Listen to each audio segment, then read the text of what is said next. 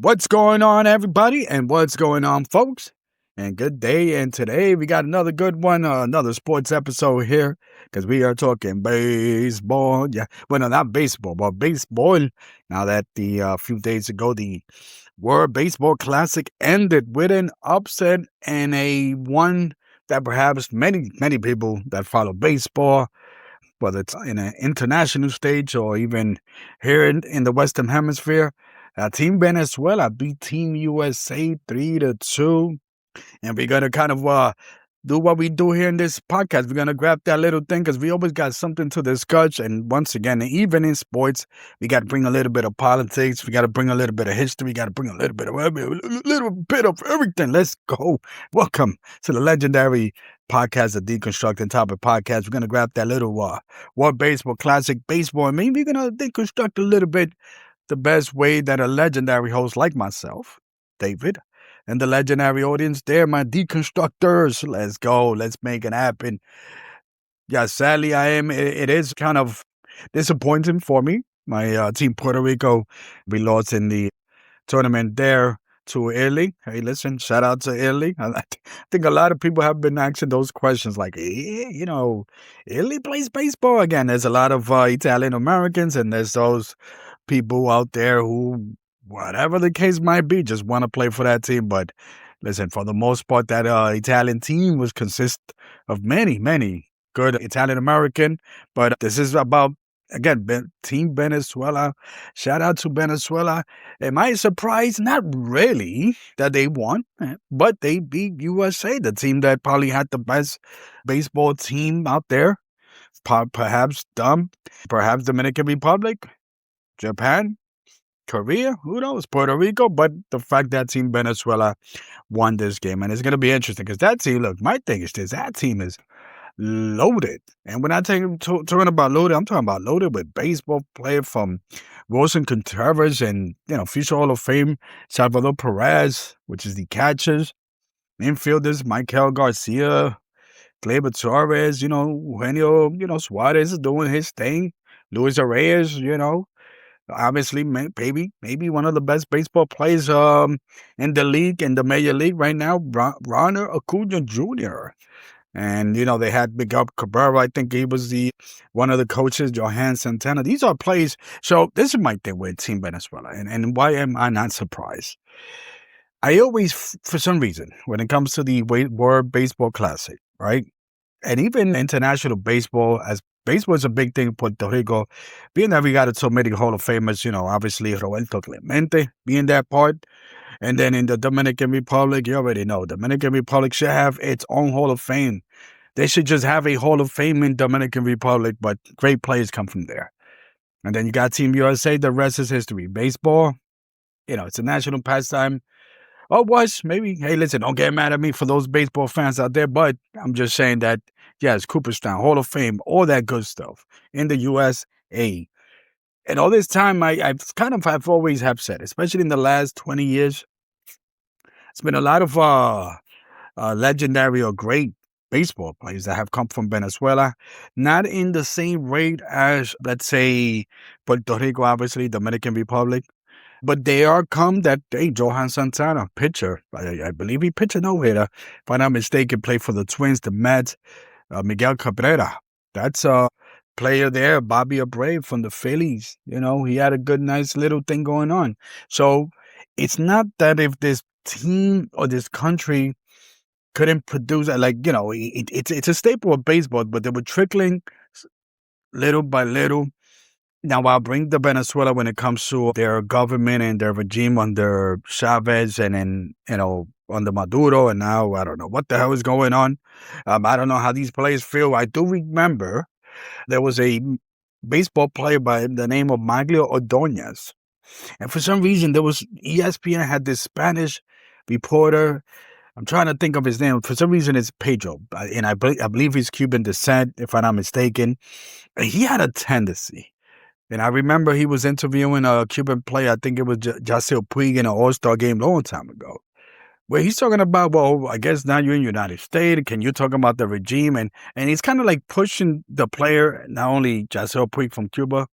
He was talking about Ordonez, how he's a Chavez supporter.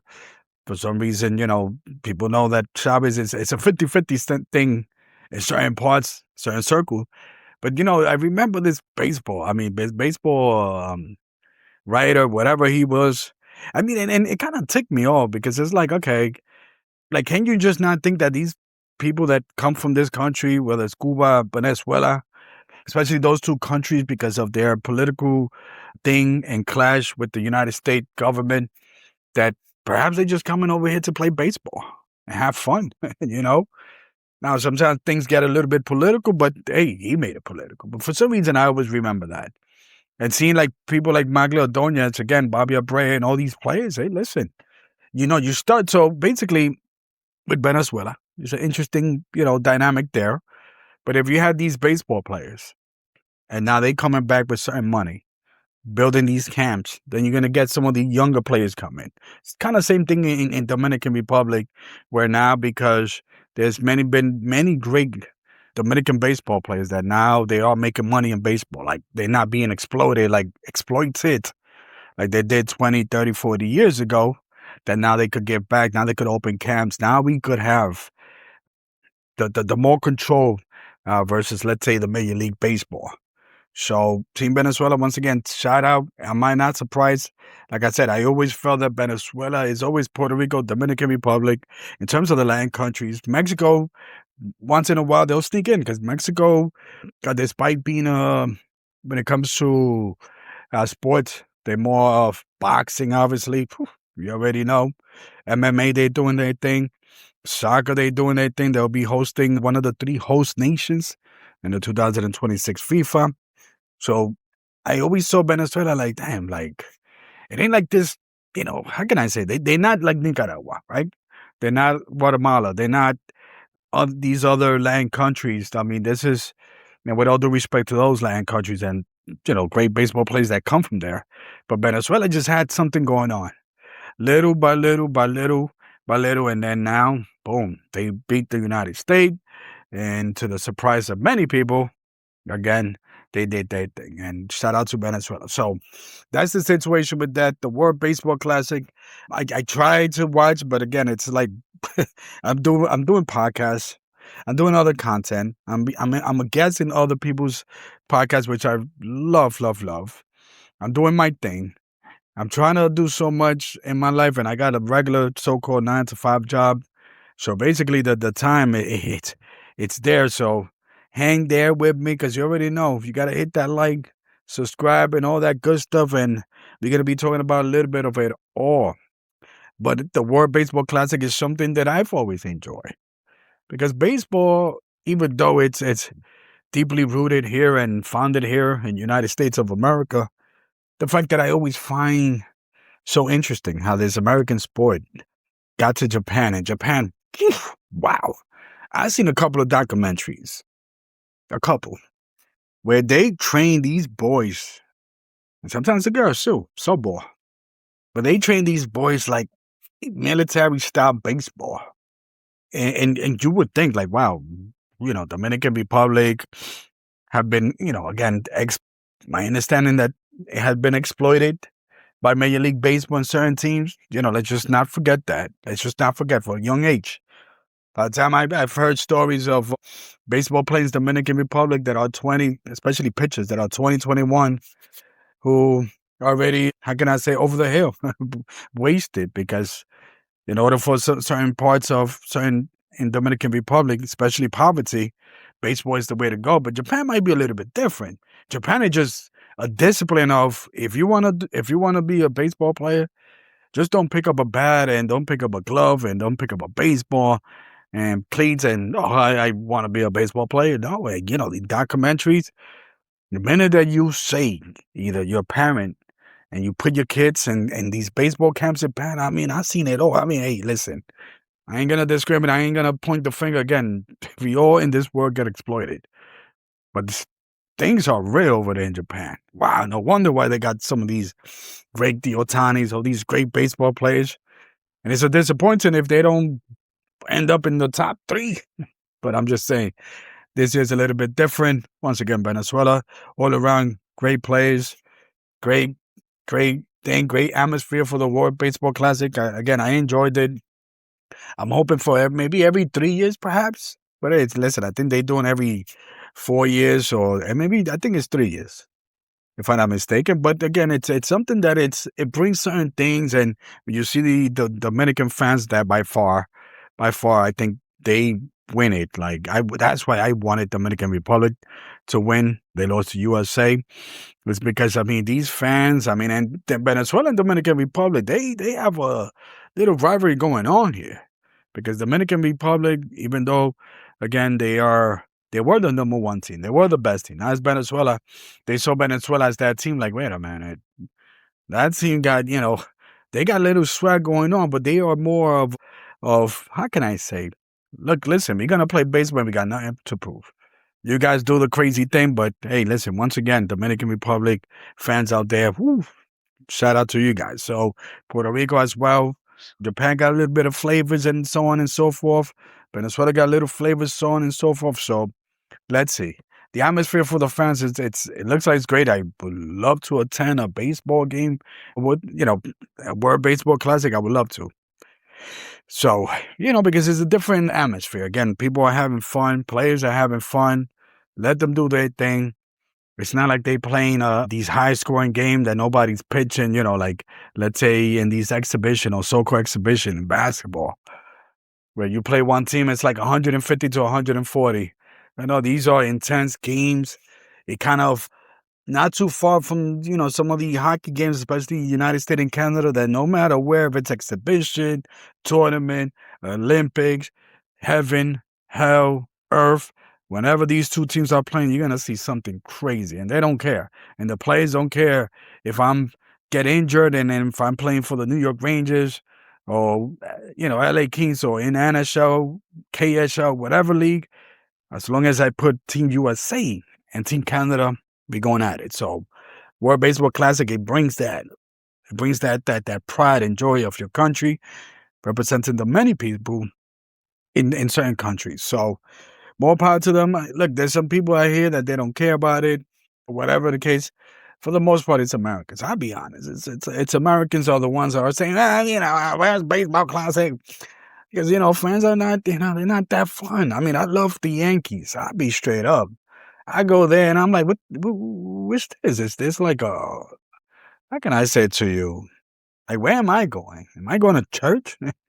Now, you got the people that are rowdy are the people, shout out to the fans in the bleachers. Shout out to those fans. But then, you get clusters of fans that are going there to watch their baseball improve. Then you got these rowdy fans that are basically drinking and don't know how to act. So, I mean, I've seen highlights of some Dominican, fans that were drinking, and they still was having fun, smacking those, the merengue, the dembow, and all that good stuff. So, shout out to those people. So let's hope, hopefully we could definitely get this World Baseball Classic. I got to check it out. It's every 3 years or every 4 years or so. I mean, it's definitely for me. It brings a different atmosphere, of course. I know that my team, Puerto Rico, is always going to do, but this year, I don't know what happened. There was a lot of politicking going on that certain players couldn't play with for the team and whatever. Listen, Puerto Rico, start getting other people to play for your country. Go to Venezuela. Hey, listen, be like Venezuela and Puerto Rico is one country, but you got to play for Puerto Rico. But anyways, definitely so much fun. Let's see what the next 3 years brings in, whatever it is, the next baseball or World Baseball Classic. Hopefully, Major League Baseball and the fans in itself, the American fans, come on. You could do it. I'm pretty sure there's certain stadiums that are louder than others and have more fun, but sometimes we need a little bit of that thing in praise, because my thing has always been with the American fans, and when I say American fan, those who are born here in the United States, that a lot of times, and again, and when I say born in the United States, you're leaning towards more like, let's say white, black, that were born here. That when it comes to baseball has changed. Baseball is international. Baseball has a lot of great players international. And there's a lot of stadiums that have catered. And I remember when the New York Yankees, and I'm trying to, whether it's Hideki Matsui and Japanese baseball, there was a section where they started serving Japanese food, sushi, and so on. And I would love for baseball to embrace these different cultures. Hey, throw the little rice and beans, something, appropriate to certain people of your team, because baseball, it's international. Yes, that's why it's no longer, the national pastime, as they would say. That belongs to football. Football's a different story, even though football have many international players as well. But in terms of baseball and football and international, two different monsters. Baseball definitely covers so many countries and people that were born in those countries that are playing here. For the most part, I think that in the NFL, I believe like 95% of the players are born here. Even though some might say, oh, I'm from this certain, background because of my parents, but baseball in itself is no longer, my opinion, it's no longer a national pastime. It's an international pastime. And let's enjoy, let's embrace, let people from other countries, let the Dominican fans trickle, whether it's the, Cedar Field in the Mets, Yankee Stadium, doing a little merengue. I see Boston. Boston had a history of Dominican players, Big Papi, Pedro Ortiz, Manny. You already know. And in other parts where there's other people, LA with the Japanese crowd, with Otani, you already know. But let's make it happen. You already know. This is your boy, the legendary D-constructing Topic podcast. Once again, we're talking baseball. Hopefully one baseball coming soon, the Major Leagues. Let's go, Yankees. Let's go. Peace out. I'm out. Peace.